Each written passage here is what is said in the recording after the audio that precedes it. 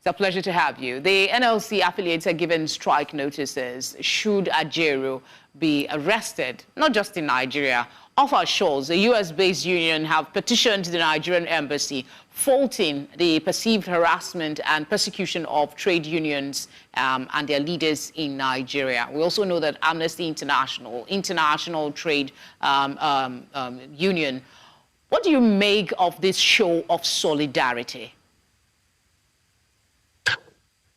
Well, thank you so much.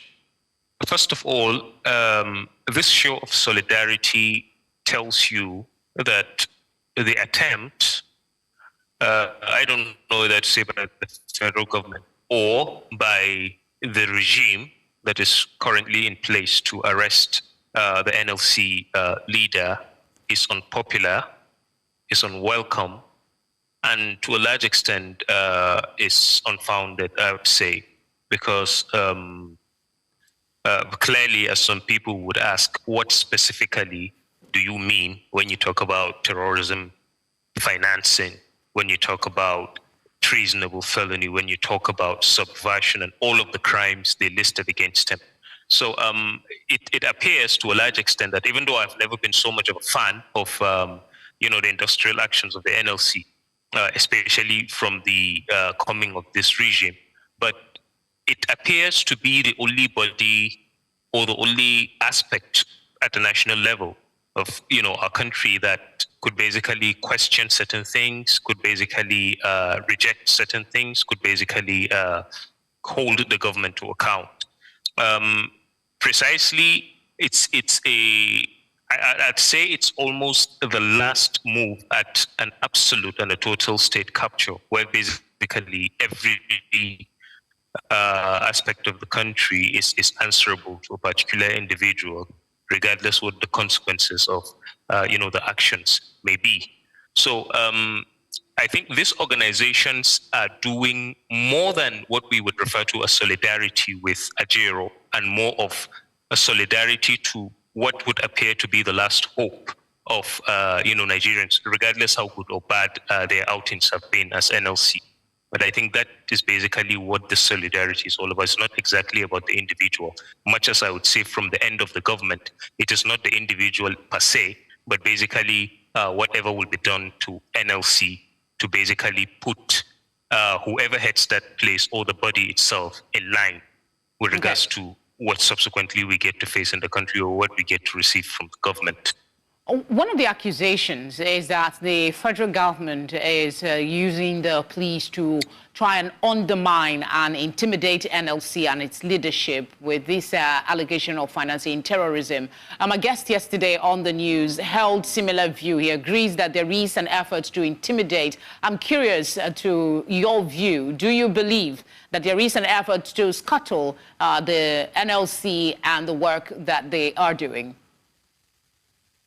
Yes, like I said earlier, the NLC appears to be the last platform that Nigerians could basically express themselves.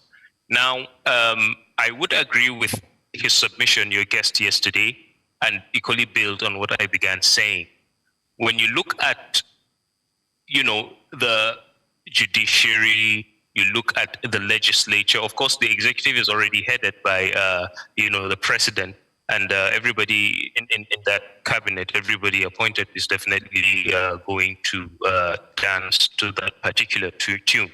But the next body that you would hope will checkmate whatever exercise or excesses that comes from the executive arm would be the legislature, and then will be the judiciary. And as far as those two are concerned, those arms are concerned, I can assure you at least 110% of Nigerians do not expect anything.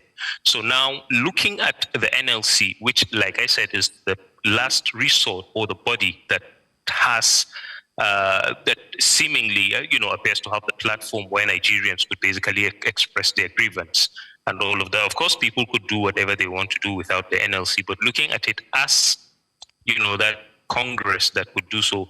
That's why I said it appears to be the last or the punch of the government to basically castrate, that body so that it falls in line, and then whatever happens basically goes, unchecked. I think we have time for one more question for you. Going by the reactions so far and this show of solidarity to Ajaero and the union, do you expect any arrest come August 29 when Ajaero honors the police invitation? There are two things are likely to happen. The first one is it's unlikely that Ajaero will refuse to honor the invitation. He had already said he'd go, and he does not have a track record of any criminality, best as we know to our understanding. Now, I have always seen this government as the government that would always take an extra step to test the resolve of the masses.